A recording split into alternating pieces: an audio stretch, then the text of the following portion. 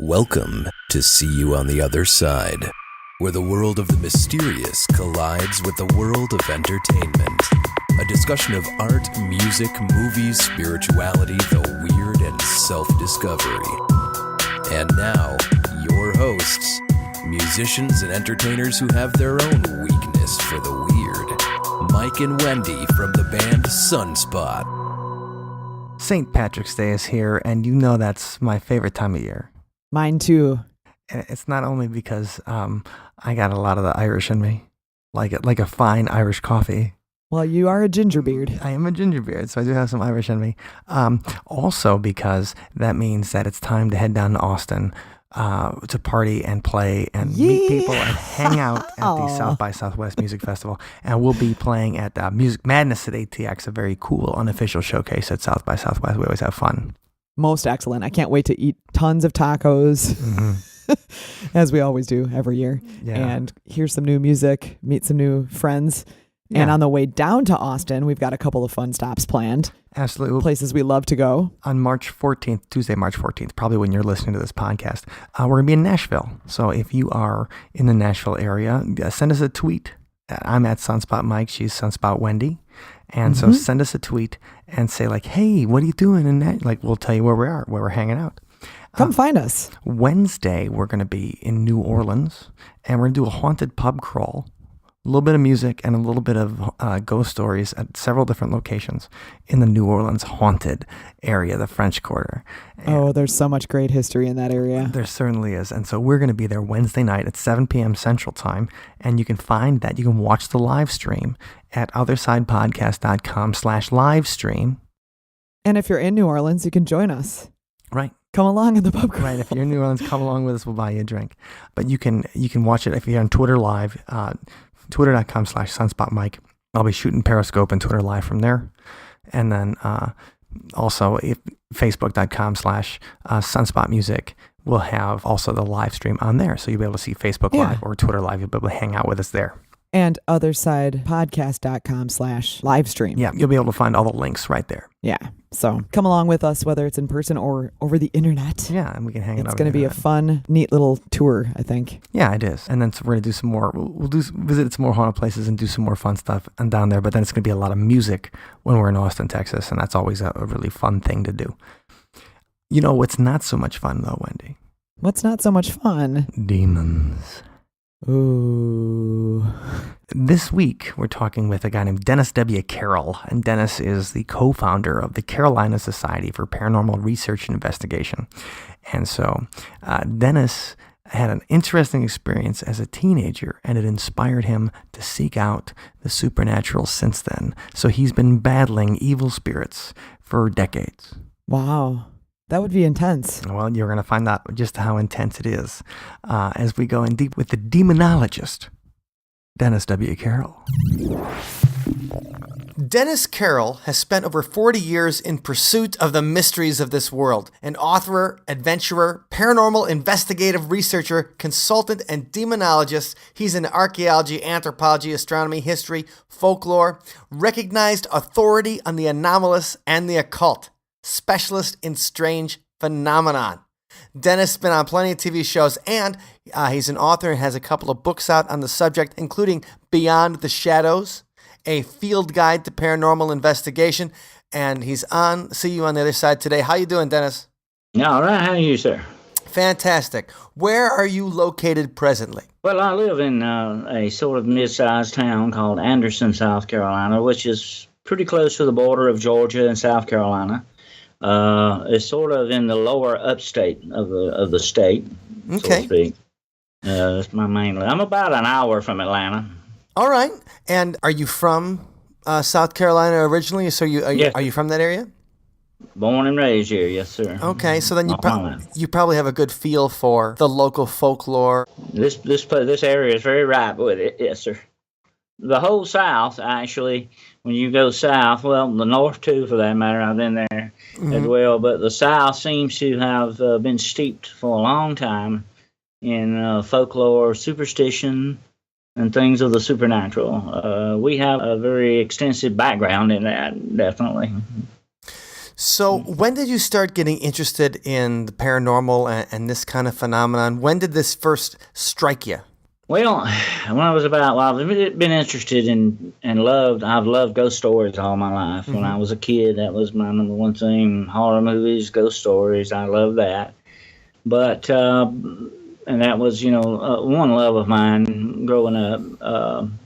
But matter of fact, I told somebody the other day the first movie I ever remember seeing was a horror movie. By the way. Okay, what was that movie? It was The Wasp Woman. It was a very old drive-in theater type movie. Oh, that's fun. Yeah, it still pops up every now and then, once in a while. I think it's on YouTube. But anyway, I was interested in that all my life. But at about the age of 15, I had my first paranormal experience. It changed my life completely. It sent me down a different path, a path I've been on ever since. It lit a fire under me to know more about it, to understand what it was I saw. But it happened to me when I was about 15 years old at a church service. And the pastor told everyone, they were praying for a man up front at the altar of the church. And the pastor told everyone, said, I want you to, close your eyes and pray. I didn't do that. I kept watching. And I actually saw 3 demonic spirits leave this man and go through the wall, one after another, 1, 2, 3. Okay, so are we talking about was this the preacher, or did they bring somebody up to pray for? They brought someone up to pray for him. They were praying for this man. So evidently had a spiritual problem. So he had spiritual problem. Was he associated with possession or anything like that? It was definitely a case of possession. He was acting. I didn't really pay a lot of attention to it until they started praying for this man. But he was acting in a very strange way. He was actually, I think, the church organist. And he began banging on the keys. It became a very strange situation. And they took him. So the church organist went a little crazy. Yeah. Right. Oh man! And so they bring him up to the front. They're like, we gotta pray for this guy because he's in trouble. Right. And so you guys do that, and then what do these entities look like? These things, the best way I can describe them, although I have seen ever since then different forms of demonic influences and spirits. But these things, the best way I can describe them, they were about soccer ball size, dirty white balls of light, dirty light. That's the only way I can explain it. They were not bright lights. They were very dark lighted looking things. Kind of hard to explain. I've tried to explain ever since then. But at that time that I saw it, it was a jaw-dropping moment for me. I'm like, there is another side to this world. There is, something beyond what you can see. And here's the funny thing about it, being as young as I was, I tried to dismiss it for a while. It had to be something else I saw because I've never been on drugs. I don't drink. I've never had a hallucination in my life. Sure. No mental problems at all, and none in my family. So it was a very life-changing moment for me to see that. And I've actually gone back to that church several times and looked at that wall. And I go, there was no way I could deny I saw what I saw. There was no way I could explain it away. When they left the body, so when you see these 3 dirty lights, these dirty soccer balls of light, leave the body, did the organist get instantly better, or did he pass out? Oh yeah. Yeah, he was, you might say, in his right mind again. He acted normal after that. I had no more problems. So evidently he was in the throes of some type of possession. And so when that happened, I was just thinking, did you tell anybody at the time? Did you maybe talk to the pastor and said, like, hey, man, I saw you did that, and that's for real. Like, I saw stuff fly out of him. Like, you weren't just talking. Well, I talked to several ministers about that afterwards. And the minister that was there that day that was praying for them, they didn't see what I saw. Now, I think that was very strange. They didn't see what I saw. But I had an answer to that later on. when they told me, well, maybe you were meant to see that. That was something that you were supposed to see. And like I say, it sent me down another road. I wanted to learn more to understand what it was I saw. And the deeper I got into demonology, the more I studied it. And I read everything ever written on it. Well, that's something that we're interested in, because we haven't really done any. We've done a couple episodes about possession in different stories they've had, especially in Wisconsin, where we're based in Madison, Wisconsin. There's been cases of possession in Wisconsin. We had a star exorcist, I guess, in the early part of the 20th century, too, by the name of Theosophus Riesinger. Yeah. But as far as demonology, the specific, like, when I think of demonology, I think of the study of like a demon has a name. Like there's a hierarchy of devils and demons and stuff. And so how do you define demonology? What's your experience? Well, that is part of demonology. To understand what it is you're dealing with, the spiritual aspects of it. And believe me, the demonic is one of the greatest well-oiled machines in this world today. I can assure you, no government, no military is as well organized as these guys are. From what I've learned over the years, and I say I've actually seen these things, these entities face to face. I have been attacked by them, and I have seen them attack other people. I know of several cases where there are some people now 6 foot under put there by these forces. These are very dangerous and deadly type forces if you don't know what it is you're dealing with. Well, how does that kind of happen? Like, how does a demon show up kind of thing? Or how does a demon select someone to get under spiritual attack? Like, you figure the church organist or the church organist is going to be, he's singing songs, or he or she is singing songs about Jesus and stuff. I've had people ask me that. I said, Mr. Carroll, can I be walking down the street and bam, I get possessed by a demon? I said, no, usually it doesn't work that way.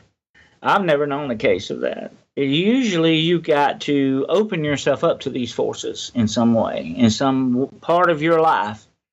You can open the door to these things, and they will come in, and that's when they will start trying to take over you. And you can do this in many different ways. And here's what matter of fact, I said in my last lecture. What you put into life is what you get back out of it. If you are a positive person and you put positive things in your life, then you will mainly get, I'm not going to say it doesn't, rain on your parade once in a while, but you're going to mainly get positive stuff back. And the opposite is true with negative things. And these are negative forces we are dealing with here. As I tell about in my book, The Road Unseen, there are certain elements in this universe. We have laws that designate the positive forces and negative forces throughout the universe, physically and spiritually. If you put negative things, if you live a bad negative lifestyle with drugs, of course, abusing alcohol or abusing yourself in any way, whatever you do, if you lead a more negative life, you open the door to these things. And they can come in but most of the time I have never known a case. But I have had many Ouija board cases, believe me, and I believe Ouija board should be banned. Okay. I've had hundreds of cases related to that. So these can be innocently opening the door sometimes, too. Not just, by the way, your lifestyle, if you have a very bad negative lifestyle. Sometimes you can do things that just let these things in. And everything in this universe has a reason behind it. Okay. Everything, and so do they. They have a reason. I wrote not long ago. I got another book I'm coming out with shortly. It's called The Demon Factor: Beyond the Edge of Supernatural Darkness. And in it, I wrote the other day, and I was putting some notes into it, that demons are opportunists. You give them an opportunity, they will usually take it, and that's what you deal with this. So just to take, for example, the example from fiction or whatever, like in The Exorcist, it's the same demon who's coming back every time, Pazuzu. Is there any kind of, we were talking about the hierarchy and you say they're well organized and a machine. Have you seen the same demon more than one time? Oh yeah, I've run into one. Well, what kind of demon have you faced more than once? I've had that happen definitely, and it was almost as if, the way I got to put it is like the demon was kind of playing a little game with me. In demonology, I tell people, now the old demonology, I'm going to tell you this: 300 years ago, I would have probably been burned in stake for a witch. Because demonology back in the old days, the old demonology, which was also connected with alchemy and necromancy, was basically trying to summon up demons and get them to do what you want, which is not a good idea. Demonology now is just the study of these spiritual beings in order to help people, consult with people, and I have consulted with people all over the world with these problems. When you deal with demons, you can't get hung up on their names too much. They suppose they're not going to tell you the truth. You go up to a demon tomorrow and say, "Hey, what's your name?" He says, "My name's Bill." He's not telling you the truth, probably. Most of the time, they're not going to do it. So you can't get hung up on the name kind of part of it. Although, if you were to get the true name of a demon, supposedly you can have power over him. In other words, to cast him out, to get rid of him. And in my work, I do tons of location exorcisms, I call them. They're also known as house blessings or cleansings. Also, I include the people, the animals in the building, whatever may be there. I include everything in that because these forces can, like I said, they're well organized and they are tremendously intelligent. They have more knowledge. I've heard them speak in ancient languages. They have far more knowledge than you and I will ever accumulate in our puny little lifetime. Believe me, they have thousands of years. Well, that's something I'm interested in a little bit there. So, like a demon that has 1,000. Have you had any particular examples when they talk about like the 4 signs of possession, or at least according to some exorcism books or in the Roman stuff? 4 signs, and one of those ways is they have knowledge of something that they couldn't possibly know. Right. They can I have actually had a demon one time tell me my grandmother's maiden name, and there was no way they could have known that. Now, your grandmother's maiden name's not like Smith, or like the demon can't just throw a softball out there and have a lucky guess. Like, it's Jones. Oh, darn it. They do these things, though, to throw you off. A lot of this stuff that the demons do are theatrical. They're trying to spook you. They're trying to create a fear and negativity in you that they can feed off of. They try to, as the old saying goes, trying to get your goat, okay? Because that's just what they're up to. But now this one particular demon, I have not actually confronted him face to face, but he keeps sending me the same name through different people. And he appears, I've had 3 different women come to me. One of them since then had unfortunately committed suicide. I had 3 different women that had no connection with each other come up and tell me that they had a visitation by this demon. And they described to me what it looked like. And basically, it appeared to them as sort of looking like the god Pan, from mythology. Sure, Pan. so it's like a satyr. So it's got the hooves and the probably horns and stuff. When you think of, now most of the time we see that image and stuff, you think of the god Pan or Dionysus.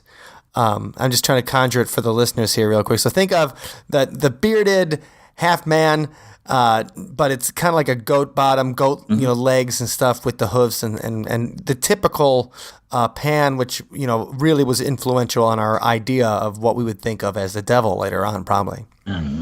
Well, it appeared this way to these 3 women, like I say, completely unconnected with each other. None of them knew any of this.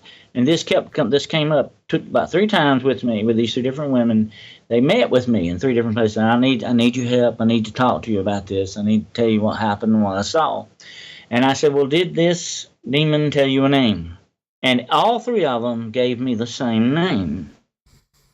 And by the way, he gave himself an Egyptian name. He called himself Amun-Ra. Okay. Of course, that's not his real name, but that's what he called it. But that's the name he chose. Okay, and the name Amun-Ra, to have 3 different people come up and say 3 different people, yeah. I heard the name Amun-Ra, and they told me to tell you about it. Well, I kind of want to get to the point where how you became a person that people call when they have experiences like this. Like the idea that 3 different people have been like, we got to call the demonologist on this one. That they just where they find you, how they do that. So let's rewind a little bit. You're 15 years old.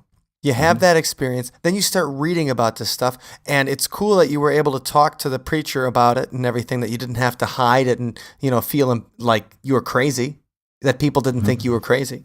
I kind of thought they would. Of course. I'm kind of afraid to do that, actually. I was afraid at first to approach it. But I not only began to read and study, which is good, but I became interested in the whole paranormal thing, too, at that time. And I went to, as a matter of fact, today, I'm a law enforcement officer, too, by the way. Okay. And I went to law enforcement to understand the techniques of investigation, to learn. You go to the professionals to learn how to do something. I went to them to learn at that time how to investigate. So I not only began to study and research, I began to investigate. I went and participated mainly as a bystander in a lot of exorcisms that I could go to. Yeah. And so I have seen, I wish I could tell you all that I have seen. I have told people, if you only knew the things I know, you would never sleep good at night again. I don't. Well, when you see something now, so let's say, so you're saying you start investigating, you start attending exorcisms. Do you see things that everybody else in the room maybe can't? Or they haven't, like maybe they're not open to it, or maybe they're not on the right wavelength, or that kind of thing? Well, I'll tell you, let me tell you this. Okay. I'm not a psychic. I don't claim to be a psychic. I think a lot of psychic, well, when it comes to psychic stuff, you got to ask yourself, where is that power coming from? You got to be very careful along those lines. As a demonologist, I caution people on that. But when it came to that, to understanding that, and what I was dealing with, to me, it became sort of a dedication. I became almost obsessed with it in a way, trying to understand and track down what it was I was seeing. And like I said at the beginning, I was afraid to really approach anyone. I thought, okay. But I have done so much and been so involved so long in this field, I've become very sensitive to things. I think it's kind of like a gift in a way. I have a lot of people come to me who are very sensitive to these things. Matter of fact, I read an article just today that claims that a lot of the Celtic, Irish, and Scottish people are very sensitive to paranormal stuff. They have what they call a second sight. Well, I don't think I have a second sight, but I think, I'm going to tell you what, I have walked into situations where I have felt evil so strongly, you almost cut it with a knife. It was like a fog there to me. I could feel it and sense that. Just like I was talking about my dog earlier. If you deal with something long on a long basis, you become more sensitive. Well, just like you are with radio. You've done a lot with radio. You're used to it. You've got a handle on it. You can do it better than an average person can. Because you know more about it, you like it, you do what you do. And that's the same with me. The more I've been involved in it, the more it became a part of me.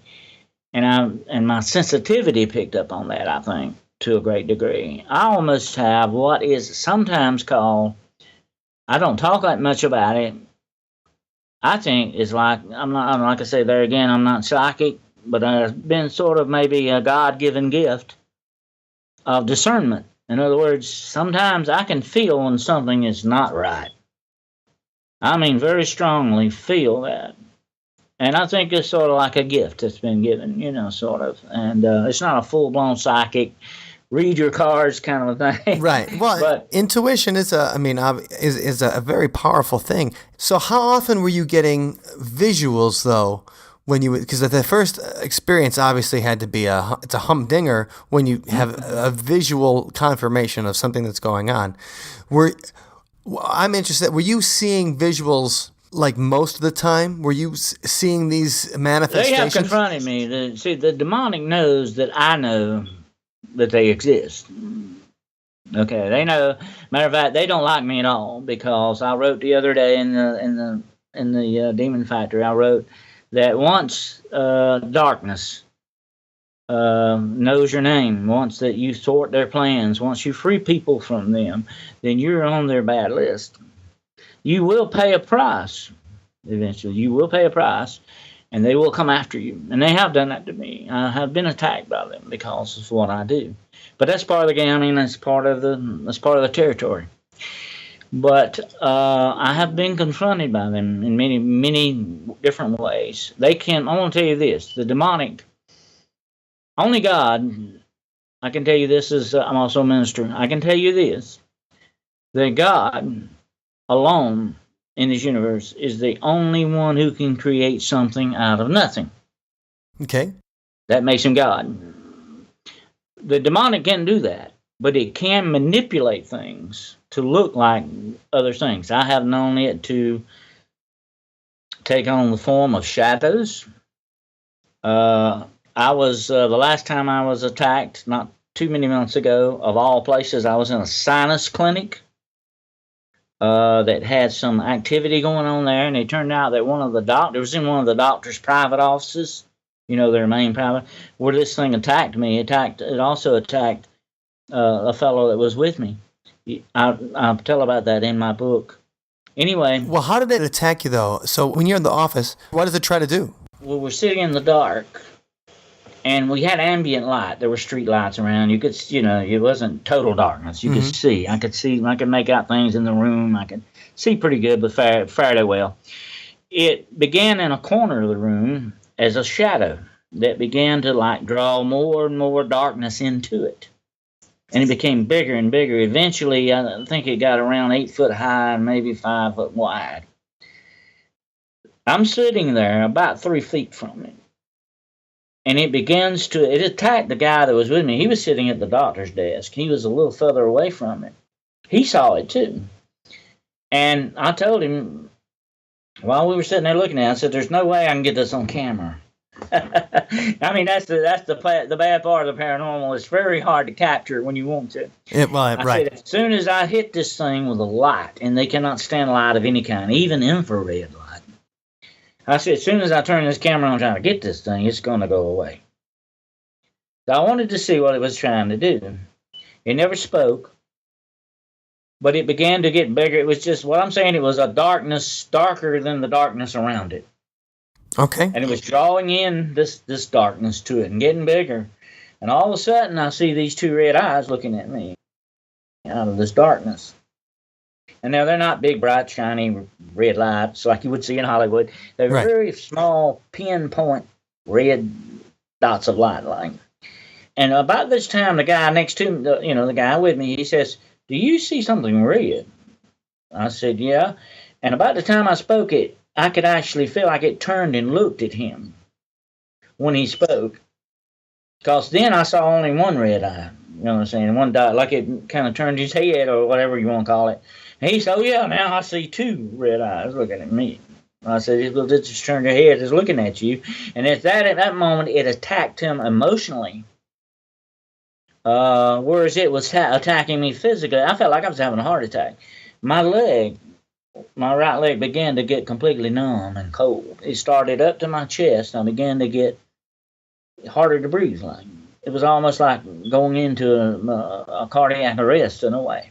This is the way this thing was attacking me physically. So let's just go into this moment. Are you guys sitting down? Are you standing up? You're in a doctor's private office. So is it one of the offices where there's a place to lay down, the kind of thing like the examination room? Or is it the office where they have paperwork and stuff?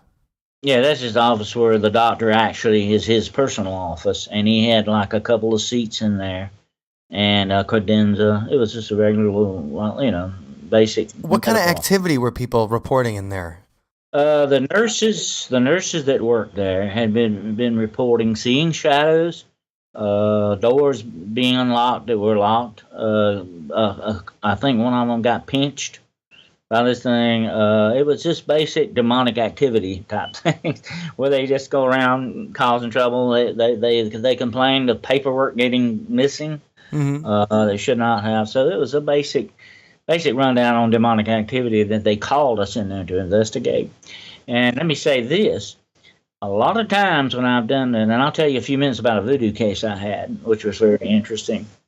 But a lot of times when you get called to these places and all that, the paranormal will hide from you. These paranormal things go away. They'll either go down in the basement, kind of like the old standard horror movie, don't go look in the basement. Right. Or they'll go up in the attic. They'll get away from wherever the human traffic is and hide. That's just the way they are. And all night long we investigated this clinic, and it had about 30 rooms in it. They had a lot of waiting rooms and exam rooms. And the guy comes up to me, one guy comes up to me like, oh, this is a waste of time. Nothing happened. I'm not picking up anything. And I said, well, wait a minute. Experience tells me, let's go upstairs. Went upstairs, and that's where we confronted. This thing was waiting for us up there. And that's where we confronted it. Now, was this someone you had been on investigations with before? Was this like an investigation partner? Or like, when I think about that, because he had the similar experience too, that he saw something. Yeah, he saw what I saw. We both, that was sort of collaboration. He saw the very same thing. He was attacked emotionally. It took him days to get over that, by the way. So, the emotional attack, was he crying, or was he just said he felt bad, or? It was like a very deep depression, like. When they attack you emotionally, it's just like they drain you of energy. They attack you that way. Like it was doing me physically, it was doing him emotionally. The demonic will always attack you in 4 major ways. They will attack you emotionally, physically, spiritually, or mentally. I have known demons to hide behind mental illness, physical incapacities. I've known them to hide behind the emotions of people and their mental outlooks. All 4 of those things make you. That makes up your soul. If you have a belief in souls and spirits, you must understand that the human soul is completely different from the human spirit. According to what we have been taught in demonology, you have a spirit, but you are a living soul. Okay. And so there's a little, people get those mixed up sometimes. they get them, but there's different categories here. And you are your emotions too, because your emotions can rule your what? Mentality. Well, sure. And I'd assume a lot of people who are sensitive to demonic activity sometimes can run away with negative emotions. Oh, yeah. And this is the way it got him. It attacked him that way. This is the first time he'd ever actually had that experience. And I warned him when we were leaving that night. I knew he was pretty shook up. I said, just give you tough time to get over it, because, go home and dwell on something good. Get your mind off of this thing, and your emotions will come back in check, Well, how do you know the difference between... So it sounds like what the nurses were, if a nurse reported that around here, or at least to me, I can say, like, well, maybe it's a ghost. So it's a witch, and we don't always think of ghosts, even though, we think of them as scary. We don't always think about them as evil. They thought that, this clinic was actually made out of an old house that used to be a big, sort of a mansion, and they turned it into a clinic. Mm-hmm. And they thought this was a case of human ghosts possibly haunting the house, that had now been converted to a clinic, which did turn out not to be the case. I want to tell you this: in over 40 years, it is rare that you run into actual, what I would term, human ghost. Most of the time, you got to play the demon card, and I'm not just saying it because I'm a demonologist. Right. I try to, always be fair and balanced in everything I look at. I've been accused of that. Oh, you see demons everywhere you go. I said, no, not necessarily.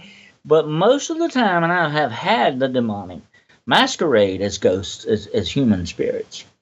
I had a demon one time that tried to get me to believe that he was a 10-year-old boy. You got to be very careful what you're dealing with. You got to, when you run into these things, they can be very deceiving in the way. But Ed and Lorraine Warren had that same thing happen to them, by the way, in a house in England, where these demons were masquerading as 2 supposed, I think, soldiers that had been there or something. I forget now exactly how it went, but Ed Warren knew they were demons. Well, they exhibit certain signs. And the signs of like attack. So you have the feeling of, if you had the feeling of pressure on your, the pressure of a heart attack, and then your friend had the feeling of emotional, being emotionally overwhelmed, depressed. Mm-hmm. I mean, obviously a garden variety ghost isn't going to be interested in trying to give you a heart attack. They're probably just trying to get some message across, or maybe they're just bored. Well, like I said, they try to intimidate you too. They want to intimidate you. Like I said before, a lot of this is theatrics. But I want to tell you something I learned very interesting that night. Up until that point in time, all these many years, when I have had to revoke demons, when I've had to rebuke them, as it's called, I've always had to speak it, with my voice out loud. Up until this night, I believed your thoughts were your own. And here's the scary part. While I was sitting there and this thing was attacking me, a Bible passage came in my mind. I never spoke it. This came in my mind.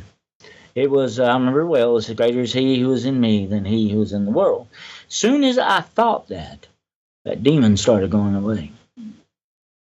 The attack ceased on me, and that kind of astounded me, because I said, up until that time, I thought your thoughts were your own, but evidently they can pick up, I think, the surface of your subconscious.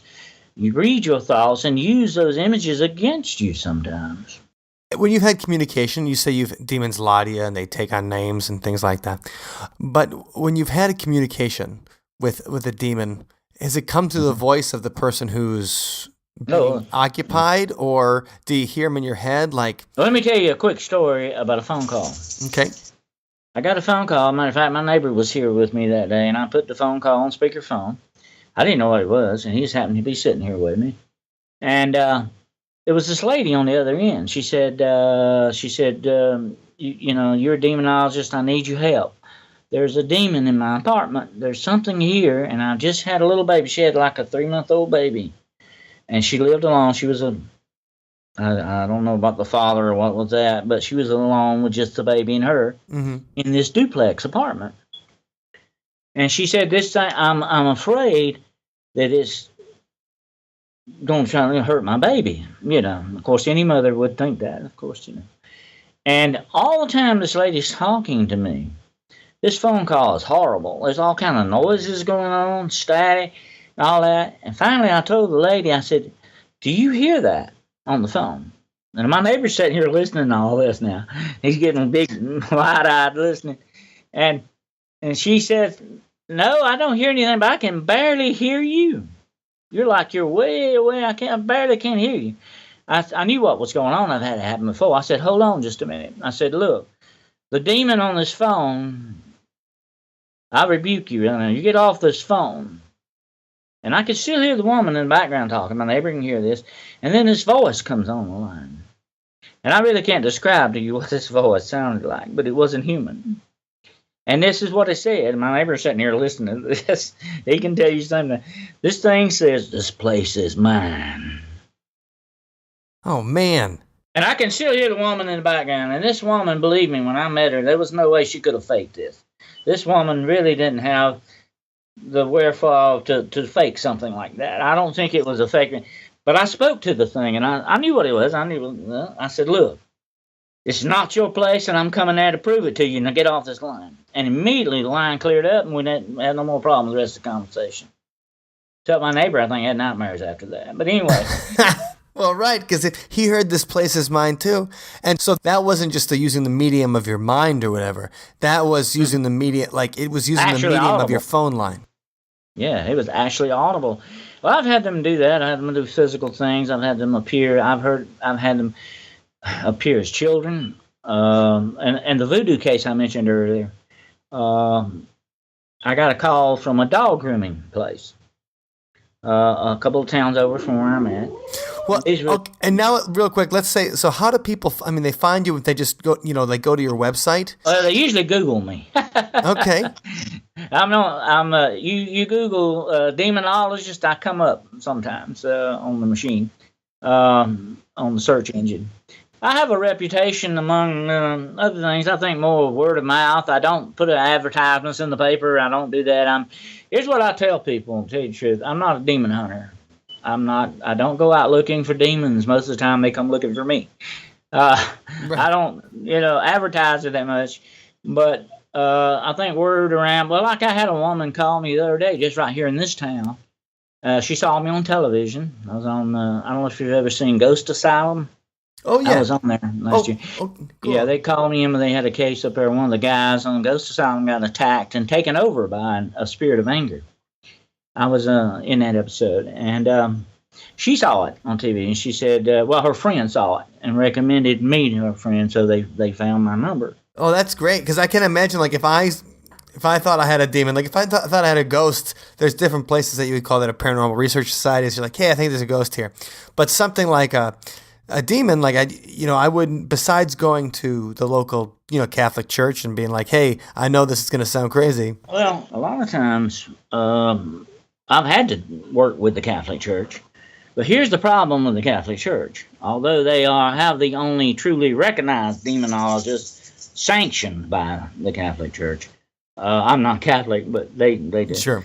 They have actual demonologists that teach other demonologists and exorcists. Actually, a Catholic demonologist is mainly an exorcist too. That they both go together. You got to learn. You got to know what you're dealing with. But the wheels take a long time to turn with that. I hate to say this, but they're sort of like a bureaucauccy. Oh, I think nobody would disagree with you. The fact that the Catholic Church is a gigantic bureaucracy that's 2,000 years old. And so you got it takes them a while to ever get around to you. And I tell people this. As a matter of fact, I had a lot of my clients. They say, well, what can I do? And I said, well, look, what religion are you? What do you believe? What would you be comfortable with coming in here to help you and all that? And if it's the Catholic Church, I say, well, you got to understand something. It may be 6 months down the line before they ever even get back to you on a search. They have to investigate you first. Right. Before that. And that is the case now. Even with Protestant churches, it's very hard to find a real exorcist because of lawsuits and all that. You don't know what you're dealing with. You've got drugs involved with it a lot of times. You've got mental problems. Like I said, they can hide and use mental illness. Mm-hmm. You don't know what you're really dealing with. And I can understand that would be very shaky ground that you're on. You have to be very, very careful. So there are only certain Protestant denominations that will even take on exorcism. Most of the mainstream, like Lutherans and so on, don't do that. They won't take that on because the church now, although unfortunately I hate to say this, most modern churches now don't want to touch demonology and exorcism. They don't want to do that. It scares them. They're scared away from it. So demonologists and exorcists have to come from other avenues. Sure. Well, the thing is, if a large organization like a church organization screws up with somebody who's mentally ill, they leave themselves open, obviously, to like millions of dollars of lawsuits, and obviously the Catholic Church had to deal with all of those, all those the sexual abuse lawsuits the last 2 decades. And I know you remember the movie, the Exorcism of Emily Rose, which was based on an actual, case of exorcism. Right. The priests got in a lot of hot water on account of there was not only mental illness but physical illness there associated with it as well. So you have to be you really got to be very, very careful what you're dealing with and know what you're dealing with. Well, do you have to get liability insurance or anything like that? I know that you're a nonprofit or kind of thing. Like you're not charging people $500 for an exorcist. Like if it's a minor demon, $500, major demon, $1,000. And you get a layaway package. Right. You take MasterCard, you get your little PayPal. But, I don't ever charge anyone. I don't ever charge anyone for what I do, although I do sometimes have to for expenses to get to a certain area. I have to charge, the expenses and all that. But as for an actual fee, I don't do that. I never have actually charged anyone for that. But I'm going to tell you something about these location exorcisms and all, and I'm not an actual exorcist, although I would push in a corner would do an exorcism if I had to, definitely.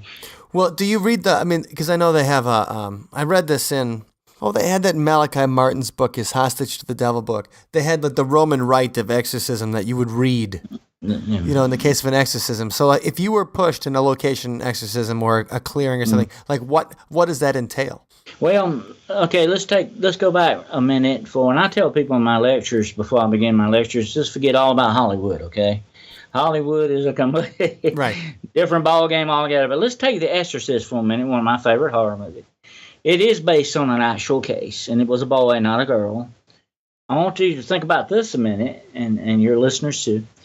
The actual case took months and months and months of exorcism. Took a whole team of priests and exorcists to accomplish the actual casting out of this demon or demons in this boy. You got to forget Hollywood. You don't go in for a few minutes and say a few things and read a Roman ritual and walk out and everything's okie dokie. It don't work that way usually. And like I have said in my book, full-blown demonic possession is fairly rare. I mean, it's not actually. Matter of fact, I put forth a theory on this. I want you to listen to this a minute. Okay. I call it latent possession. And you see this, I talk about this in the book. You see this in the very headlines of your newspapers every day. Latent possession can mean that you are under the influence, extreme influence of, instead of drugs, the demonic. And it can take you over for a while. Like that boy I was telling you about, they got that spirit of anger. This took him over for a few minutes. And I told him on the TV show, I said, you felt like you weren't driving your own car anymore, right? Something took you over, and he started cussing worse than a sailor. And this was a nice boy. He was a very nice, calm, well-mannered boy, young man. And he was out in the parking lot trying to beat the parking lot up. I mean, he was just completely different from what he was. And they knew something was wrong. That is what I call latent possession to a certain extent. It can be so low-key sometimes. And here's the dangerous part of it. Unless a real expert knows what he's looking at, knows what the real sign, it can be so low-key you won't know it's there. And I think, and I've had this a lot of times when people shoot up schools or go in the restaurants and cafes and kill a bunch of people, and they come to themselves holding a smoking gun and say, what did I do that for? There can be certain cases of this latent possession where people are used for demonic purposes that we may not know about. Why? A latent possession isn't like the demons in them all the time. It's like using it as, like you said, going back to your car analogy, it would be like they're renting the car. Yeah, and I've seen cases of that. I'm going to tell you something else that will blow your mind. When we're talking about human ghosts, and I meant to mention this. I have actually seen evidence. Now, this is how dangerous and full-blown real possession can be. I have seen evidence that perhaps even human spirits, that people who die possessed, that even their spirits are not freed by death. That these demons may hold them back. What's an example? Like, where have you encountered that? Like, you've encountered maybe the people. Like, is it one of your, I say clients for lack of a better term, but someone you've helped, and then later on, have you had communication with them after they've died, where they say like, no, I'm still stuck. Amun-Ra still, got his mitts on me. Mm-hmm. Well, I have actually had cases where people who are, all I want to say, they were very evil people. They were very evil in their life. They didn't care how they treated people and all that. And they were, what I would say, probably as a demonologist, that they were possessed. They were possessed by demons. And when they died in that situation, the demons still retain control over their spirit. So if Uncle Fred, who was so mean and awful in real life, doesn't go on to where he's supposed to when he dies. And as a minister, I believe that if you die in Christ or believe, as a believer, you will instantly be in the presence of God. But as for someone who dies outside of the grace of God, we don't know what that spirit may do. We don't know how long it may take for that person to go on to where he needs to go. But so let's say Uncle Fred is still in your house, tormenting your wife and your kids, and it's not a demon, but there could be demons behind this, you understand? Holding Uncle Fred back from going on where he needs to go to his just reward, and especially if he died under the possession of these demons. So it bothers me to think that possibly some people can be so badly possessed that their spirits are freed not even by death. Well, that would be horrible. Yeah, it is bad to think about. And I've seen instances where I have to think about that. I have done what I call soul rescues on certain instances like that, or where I think someone is being held back by something. Maybe sometimes it can also be something left undone, or something they were obsessed with in life. Take, for instance, someone who hoards magazines, and their whole house is full of nothing but magazines. Right. And they die in that house. They don't want to leave that obsession. See what I'm saying? The spirit is still attached, kind of, to that house because they were obsessed in it. So a lot of this is what? One of those things I was talking about earlier, emotions. Emotions can be a very powerful thing. Well, so a soul rescue is kind of like helping that spirit pass on. Yeah, like helping them here's where you're supposed to go. Where they need to go. Yeah. You should really ditch the subscriptions and go to heaven. Matter of fact, let me tell you a quick story. I was called to a farmhouse where Grandpa was supposedly seen walking back across the fields to the house where he was actually killed in an accident on a tractor out there in that pasture. And some little grandkids who had never knew Grandpa said they saw him walking. And when the woman said, well, that sounds like my dad. And she said, could it be my dad still trying to come home? You know, he doesn't know he's dead and all that. So I said, well, in the case, if that is what's going on here, I said, I will go out in that field tonight and I'll do what's called that soul rescue. I'll tell Grandpa he needs to go on home. There's nothing here to hold him here anymore. He needs to go on to go to the light and go home, to the real home. There's nothing here to hold you here anymore.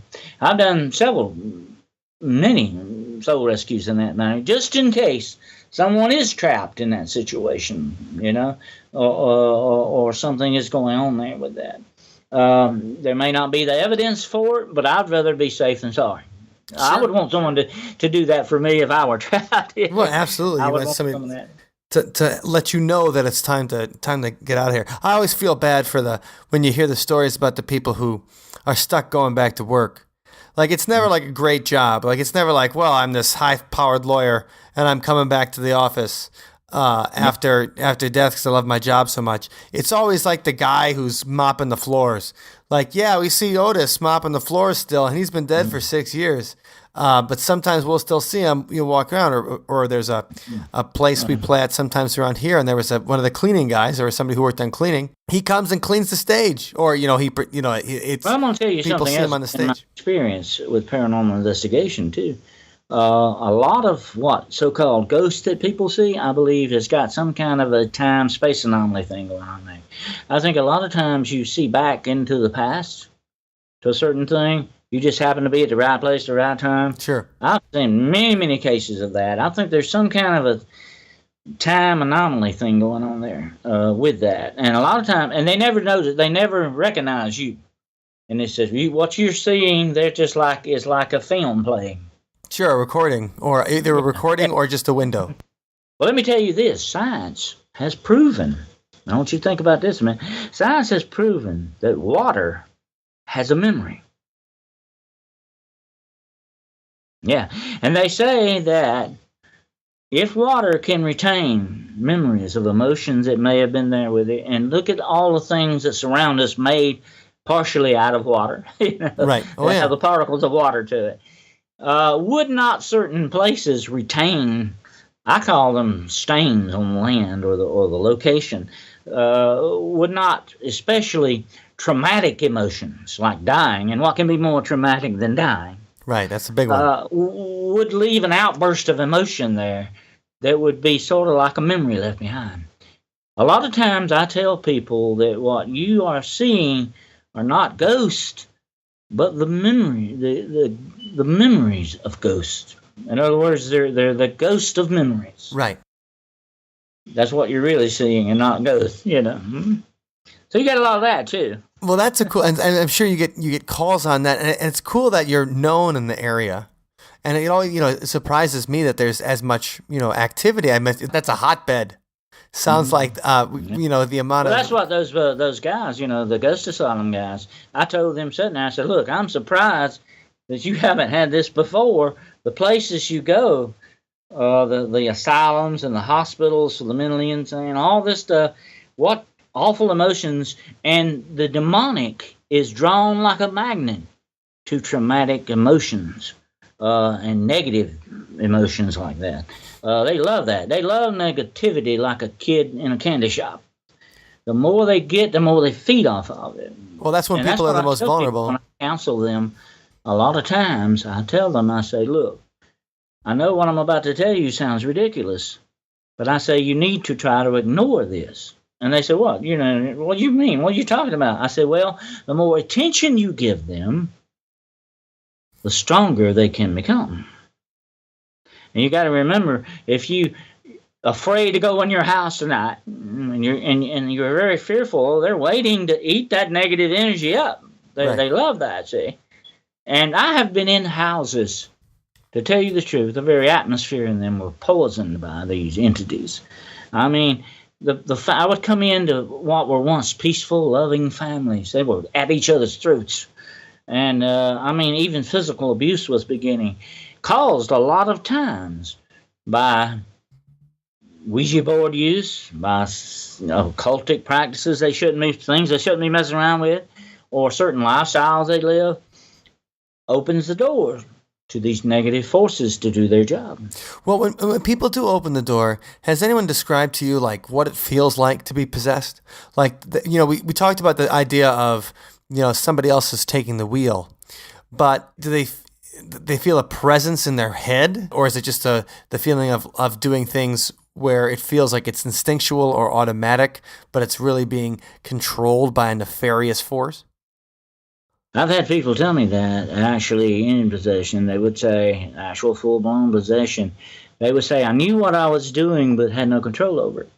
And I've actually had demons. I've actually talked to a person possessed. I said, Mary, can you hear me, Mary? Or whatever her name was. And they would say, she's in here with us. Sure. So it's like keeping them in a room in their own brain, locked in. It's like one country invading another country. You take it over much better from the inside than you would from the outside of the country. A house divided cannot stand. Even the forces of evil know that. So if they can get you from the inside out, they're doing their work. That's the way they like to work. It's easier to conquer someone that way. And what I say, a lot of times you have to look upon possession as an invasion. Sure. A spiritual invasion of the body, yeah. Well, you teased us with a voodoo story before. So we gotta tell a voodoo story to close it out, Dennis. So what exactly? How did you get involved with voodoo? Okay, this was in a couple of towns over from me, and I got a call from a paranormal group, and they said, "Look, this lady's had a dealing with some kind of voodoo stuff going on, and we don't know anything about voodoo." And like I say, I've studied the occult all my life, all aspects of it. And I said, well, I know some voodoo. I know about voodoo and how it works and all that.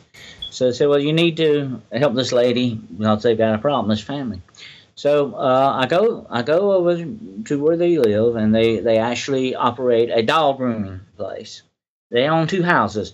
The doll grooming business is in one house, and the house next to it is where they live. And there's a little road between that doll grooming and another house that's set over sort of in a corner. And the woman, there were 2 nice people, man and woman. And here's what the woman told me. She said, we've got all kind of weird stuff going on here. She opened the closet and showed me some mold on the ceiling that was a perfect 666 that no human hand put there, supposedly. Like written in mold? A mold, a black mold. And I said, does this mold appear anywhere else in the house or anything? She said, no, only in the closet here. And it only looks like that. So that was one thing. And she said there were all kinds of things. But she said, it's mainly attacking me. I said, well, how is this, bothering you? She said, well, look. She said, in one day, I used to could do 30 dogs in one day. She said, now I barely do 3 or 4. She said, I'm a 30-year-old woman, prime of life, got no health problems. I've been to the doctor. She said, I have to go home every day and lay down and take a nap before I go to bed. She said, I'm just drained of energy. I said, oh, a little light bulb moment here. And I said, oh, you are. So what I'm dealing with here, I realize, is a vampire spirit. But there's got to be a reason why this thing has jumped on her. So I said, look, have you been playing around with the occult? Have you been doing something wrong? Have you got somebody mad at you? Or you got an enemy? She said, well, one thing happened a few months ago. This woman moved in next door. She showed me the house I told you about in the corner. And said that she was a Mama Loa. And she described her as a big kind of fat African-American woman. Okay. She actually said she was a Mama Loa. Now, a Mama Loa is a word for voodoo priestess. Oh, okay. Yeah.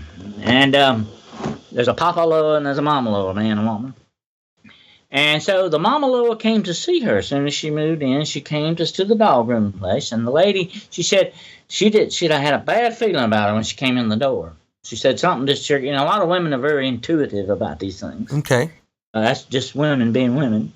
And that's good because that's part of their makeup. Sure, sensitivity.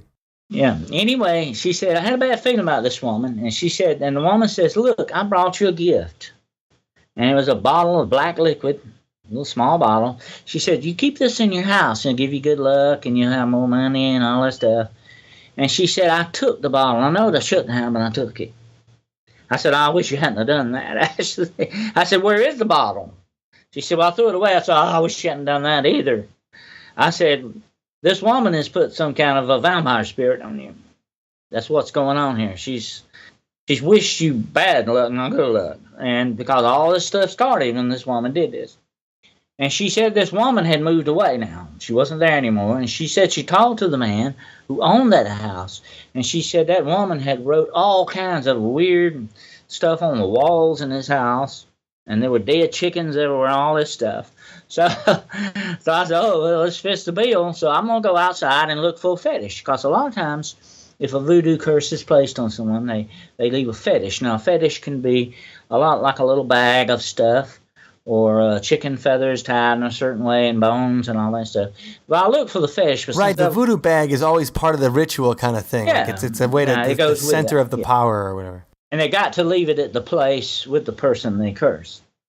That's why I warn people a lot of times, be careful what you bring in your house. So it can cause you some problems. Anyway, I looked for the fetish, but didn't find it. But it'd been several months.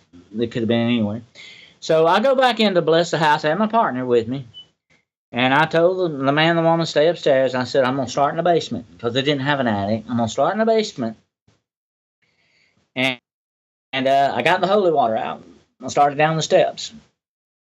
And about the time, let me explain this basement a minute. The basement is sort of what we call a half basement. It had a little bit of a cement floor, but then you could see the under part of the house, the dirt, and you could see the outside vents. So it was sort of an open half basement. You know what I'm talking? Mm-hmm. You got my drift on that? Yes. So by the time I hit the bottom step and I start to take the holy water and do the cross, something rushes by me. I felt it like a wind blow by me. And it wasn't windy that day. There was no wind blowing up underneath the house. No dirt moved at all because I was standing looking at it. My partner who was with me, the guy who was with me, said he saw a black shadow pass behind me and go up the stairs. He said, about the time I did this, there was a bam, big loud noise. And I knew immediately that spirit had left that house. I didn't even get a chance to. Right. I went ahead and finished blessing the house, but I didn't get a chance to throw it, trying to get him rid of him. He was ready to leave. But I go back upstairs and I tell the woman, I said, look, I pray for her, I bless her. I always use consecrated blessed oil. I always include everybody in the house with that. And I said, look, your problem solved. That thing left this house. She said, we heard the noise. We heard it upstairs. I said, well, that was it leaving. Oh, and wow, I said, that's great. I'm just going to make sure that it don't come back and bother you anymore. But I said, you're free from this vampire spirit now. So about 2 months later, after this, she wanted me to go next door and bless her house, too. So I had that double house blessing. Sure. So I blessed the house, too. So about 2 months later, the lady called back. She said, thank you so much, Mr. Carroll. I'm doing 40 dogs again a day here. I'm doing a bunch of dogs. I haven't felt this well in months, And I said, well, don't thank me. That was a higher power that took care of you. I said, but I'm glad to hear you're doing okay. And don't take any more bottles from people that you don't know. Right. So why do you think the Mama Lo would be interested in doing this to her? Or, did they have some kind of argument? No, I think that she felt that the woman didn't want her there. The Mama Lo felt that there was some animosity there, and she picked up on it. And she was just, I don't know, she just maybe wanted to do a little test to see if she could run this woman off, or to cause her as much trouble as that. They might have looked at each other wrong at one time or another. I don't know. I didn't get the whole story on that, but it was a definite curse. And I've run into a lot of curses like that. There can be generational curses. There can be spells and stuff like that are bad things. And this was definitely one of the first of the vampire-type spirits I've talked about. Vampires are real, although they're not like what Hollywood depicts them. They don't sleep in coffins and all this stuff. But they are real. They can draw off of, I wrote this in my book the other day, they can draw off the very actual life energy of your soul, so to speak. They're very dangerous to deal with. And make it so you can't walk your dogs. Yeah. Yeah. Dennis, one last question. A couple of tips for anybody to kind of, if they think that they're dealing with some demonic activity. Number one, what's a sign that's a demon? And number two, what's the next thing you do after you think you're dealing with some kind of weird demon? Okay, a lot of the demonic signs, and they are in my book, Beyond the Shadows, I give about 30 some odd signs. Sure I've actually had people say, Mr. Carroll, I got 3 or 4 signs of my demon possessed or whatever is going on with that. And I say, no, it takes a few more than that. Sure. But there are certain basic signs when someone does a 360-degree turn from what they actually act like in their whole life. There's something going on there. If they're not, wait, you mean a 180-degree turn? Or, yeah. Sorry, just wanted to clarify that because 360, like that's all the way around. It's like, wait, 360 degree. I mean, completely turn around from right. what they are. Just like that boy I was telling you about. He was out there cussing and beating it. It was completely different from what he is. That's a sure sign there. Something is definitely going on. Of course, that could be mental illness too, of course, but that's a sign something's not right. But there will also be a lot of times paranormal activity connected with this. Things will disappear and reappear in places. There can be the classic smell of sulfur, brimstone, rotten egg kind of smell.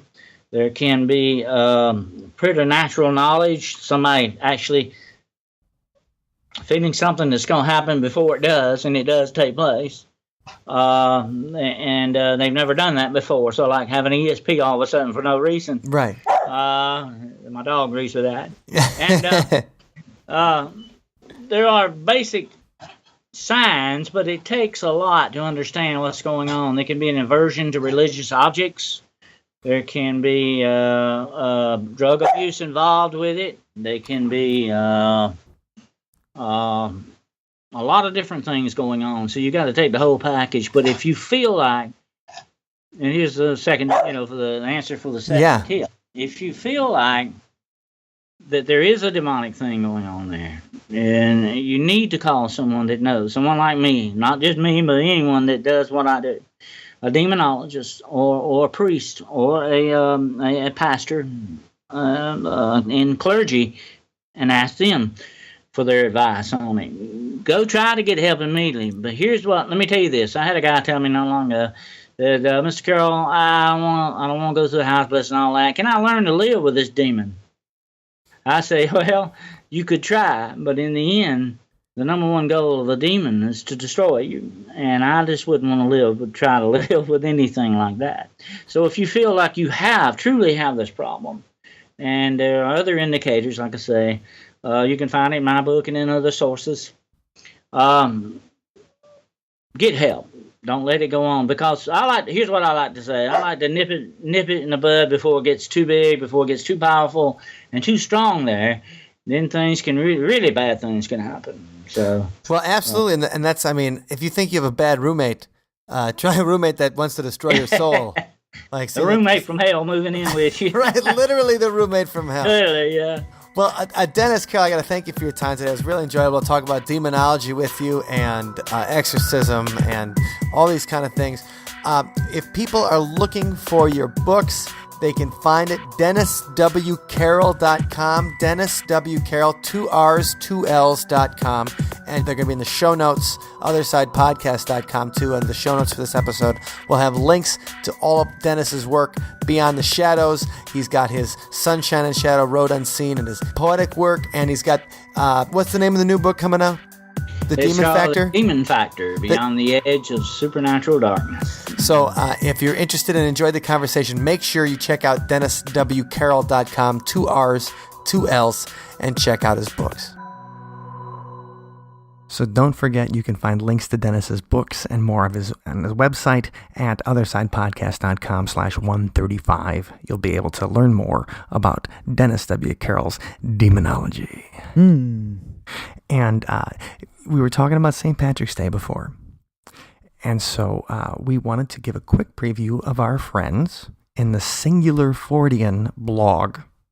Oh, yes. Fellow Madisonians as well. And they do a supernatural and paranormal blog where they put up cool posts and images and pictures and stuff like that all the time. Very cool. Got Tobias and Emily are working on it. I've got Emily, one of her pictures of a vampire is what I have as my iPhone cover.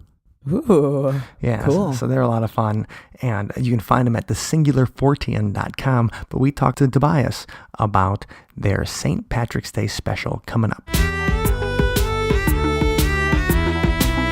And we're here with Tobias Whalen from one of our favorite blogs about the paranormal, and that is the Singular Fortean, and coming here to talk about the latest article and the stuff they got coming up in the Singular Fortean is Tobias. How you doing today? Yeah, great. Thanks for having me, Mike. It's always a pleasure. Yes. We had the unique opportunity this evening, actually, to go check out what turned out to be an amazing traditional Irish trio. Okay. And they play traditional Irish music. And afterwards, we got to sit down with one of their members named Sheila, and she told us a little bit about traditional Irish folklore surrounding specifically music. And it was just so odd. They actually have this traditional belief that certain music that is apparently very popular in Ireland actually originates from another world, like fairy music, basically. Oh, so you guys were talking about fairies. Now, yeah. I was the kind of guy that I thought fairies were just the stupidest thing in the world for the longest time, until the past few months when I'm starting to learn that, Sure. Well, maybe fairy folklore isn't as crazy as I once thought. Right. Well, honestly, I, at a pretty young age, got into some authors like Jacques Vallée and John Keel and people like that, and they have some pretty interesting ideas that sort of tie, early fairy tales and fairy folklore together with modern, UFO experiencers and ghosts and things like that. So I think that they're definitely all connected, and certainly the stories, they must come from somewhere. Mm-hmm. So I think it's just a different way of describing a common experience, So what are some of the things that you guys are talking about on the Singular Fortean this month? Oh, yeah. Well, obviously it's March, and we've got St. Patrick's Day coming up. So we've taken, a trip to Ireland, more or less, Mm-hmm. where we're sort of examining the different myths and legends of the Emerald Isles. And so we're talking about leprechauns and the origin of the holiday itself, which is fascinating, by the way. Like I don't know that a lot of people in secular society really appreciate the fact that St. Patrick's Day, it's a religious holiday. Oh yeah. And it has been for since like the 5th century. Well, I should say, since I think it was popularized probably closer to like the 17th century, but the 5th century is when St. Patrick lived. Right, and he drove all the snakes out of Ireland, a place that I would not traditionally think that a lot of snakes were at. Well, actually, funny story about that. As far as I'm aware, that's actually an allegory about his treatment of pagan society. Like the snakes in that story, it actually describes him driving like the Druids and like the traditional Celtic pagan practices out of Ireland, which are villainized as victors always write the history books. Of course. And thus they're described as snakes in the story, but really he was driving out all of the pagans. Well, okay, that's cool. I hadn't known that before. Anything surprising that you learned about the folklore? Or what's the most surprising thing you learned about the folklore of Ireland, or something that maybe you didn't know before?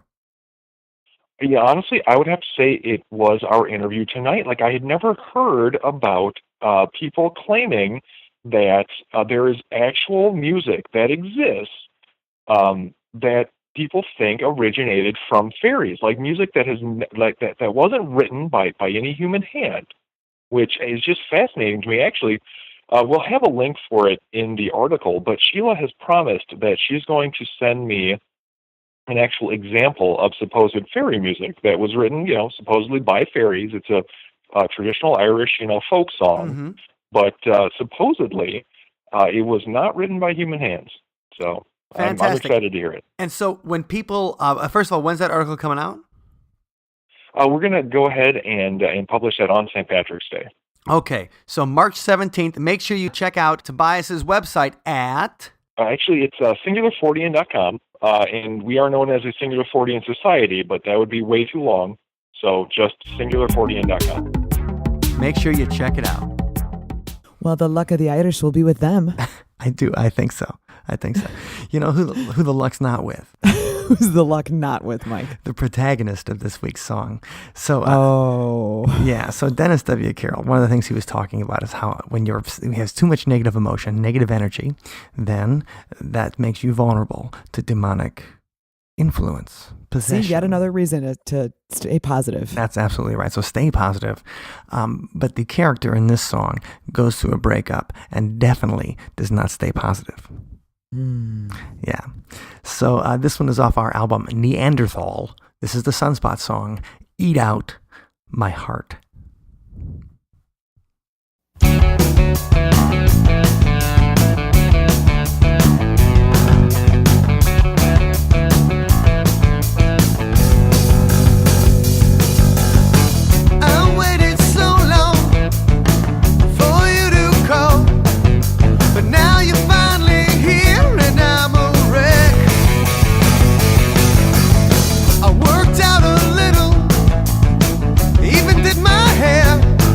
But I'm not the man I used to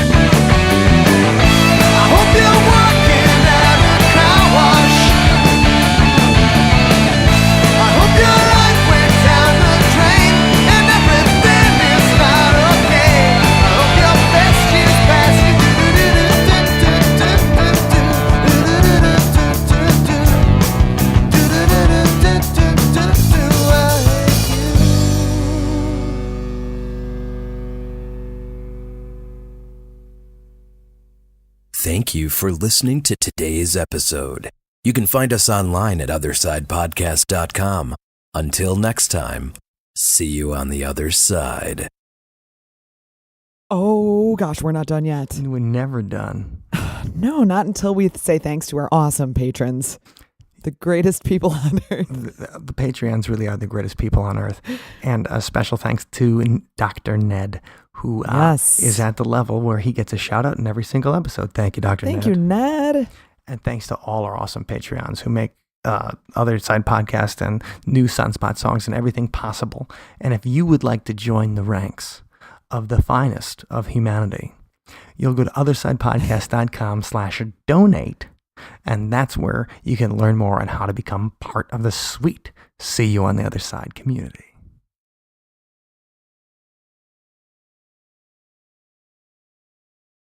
My dog agrees with that.